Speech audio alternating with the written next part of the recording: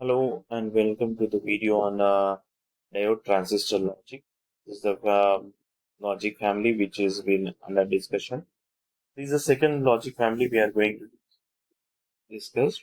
The first we have discussed is about the RTL logic family, and the whatever the very slow and very former circuit of RTL is been replaced with a little bit faster circuit and a very good fan-out circuit where good number of gates can be connected to this circuit.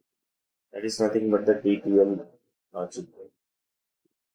So in this diode transistor logic, you would be having diodes and transistor to configure the circuit.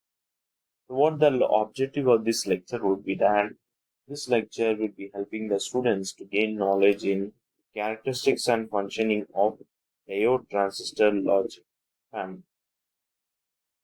MDF gates, whatever the gates you are taking into consideration. So first of all, we are going to see about what we have discussed, the logic families, bipolar and unipolar logic families. Out of this logic family, diode transistor logic belongs to the category of bipolar saturated logic families. And this will be handled. So what is diode transistor logic? So in the diode transistor, the diodes are at the input side of the circuit. So input of the circuit will and the diodes and transistors are at the output side. Total circuit is being comprised of input and output. So input side you would be having the diodes. Either you can have one, two diodes, three diodes, depending on the number of diodes. Each input will have one diode. And at the output side you would be having another. So one transistor you would be having, and between this, you would be having one diodes. The one or two diodes will be kept up.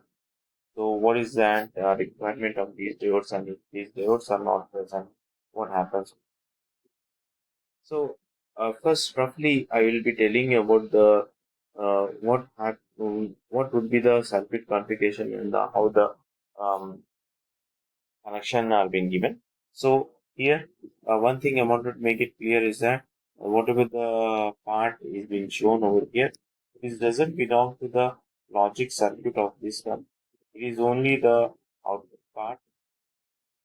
Nothing but here how the diodes anode part is that. So the circuit configuration is this one. Number of inputs are three. So three input. This is a three input NAND gate. And these two are the middle diodes or canal limiting diodes. And this is an output transistor. And this circuit has been modified more circuit, but this once we see this elementary circuit, that is fine.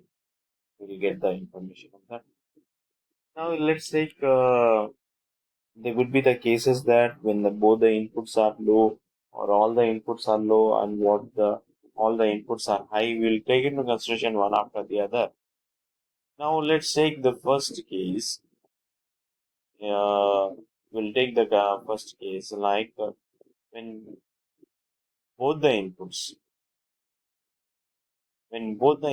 are low. What happens over here? When both the inputs are low over here, all the inputs are low, or here three inputs are there, all the three inputs are low. So when you go for three inputs are low, here there would be these all are power bias, these all are conducting. Okay.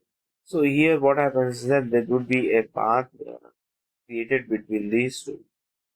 So this would be a ground, all of them are low over here. So this would be in ground position. So there would be a path from here to here or to here. I mean to say this is a connection over here. So they would be the total current would be draining to this point. Sorry, the total voltage are now draining.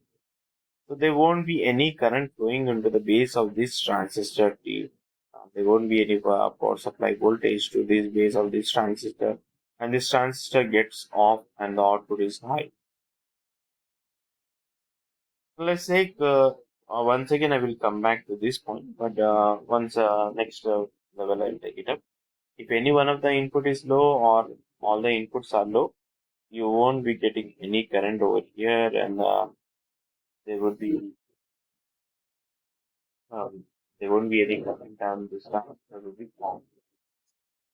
We assume it using that cases and output is high for all the cases, then automatically this is zero zero zero input or 0 1 input or 1 0 input or 1 1 input. Output is what high. Now considering the same thing, if you take it into consideration of when all the inputs are high, what happens when all the inputs are high?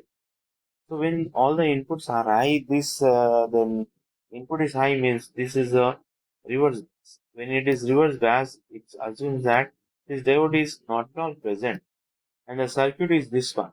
And there would be sufficient voltage flowing to the base of the transistor, and this transistor conducts. And you would be getting an output voltage as the low point. So at this moment, output is low, and you have seen that when all the inputs are high, and the output is low. Other cases, the output is what? Output is high. Now, when you go for the real quantitative analysis of this one, then this is not is whatever we have told is not happening under the case when one of the input or all the inputs are low. What is happening when inputs are low? Let's say one of the input A is given as an input as what? 0. When A is being given as an input as 0, so here we will be applying 0 means not 0 exactly, but we'll be applying a voltage of what? 0.2. And this diode would be conducting with a voltage as what? 0.7. So what if is the voltage at this point or at this point? We will be having a voltage of what? 0.9 volts.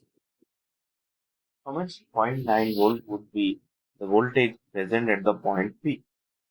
Suppose these diodes are not there, diode D1 and D2 are not there, then what happens is that this 0.9 volts would be reaching to the base of this transistor, output transistor. And when you are providing a voltage of 0.9 volts, then the transistor is conducting. So when the transistor is been conducting, what happens? Transistor is not when it is conducting, then the total voltage will bring through this path. It would be a closed switch over here, and it would be drained through this part. When all the inputs are high, the transistor is conducting. When one of the input or all the inputs are low, the transistor is conducting. That's the reason what we will do is that we will be connecting these two diodes. So these two diodes will neither go into the saturation nor it allows the transistor to move into the saturation. Why? Because here you require 0.65, let's take roughly 0.65 volts or 7.7 volts for the transistor get to in saturation to start conducting. And so once you go for the diode, it requires minimum of 0.6 volts. 0.6 and 0.7, it is equal to 1.3. But what is the voltage over here? 1.9. So it won't be sufficient to drive neither the transistor nor the diode into the saturation, and the transistor, the diode are conducting. So provided if the circuit is DTL, if we are having diodes and transistor, even though it is a correct definition of diode transistor logic, but it is not at all possible if you are not having these diodes. So these diodes will stop the transistor to move into the saturation during one of the input is low or both the inputs are low. So the diode, you can connect one diode even, or you can connect both the diodes. So this logic, this circuit is been there for DTL 9 gate. So it is shown over here. The input diodes D1, D2 conduct through the resistor if the corresponding input is low, while the corresponding high state the output is not there. Therefore, if one of the input is low, the diode is connected to the input conducts and the voltage. So this is the total circuit configuration. Remember, when one of the input or both the inputs are low, the transistor is conducting and there is no power supply at the and there is no voltage at the base of the transistor. Diodes are conducting and no voltage at the base of the transistor and transistor.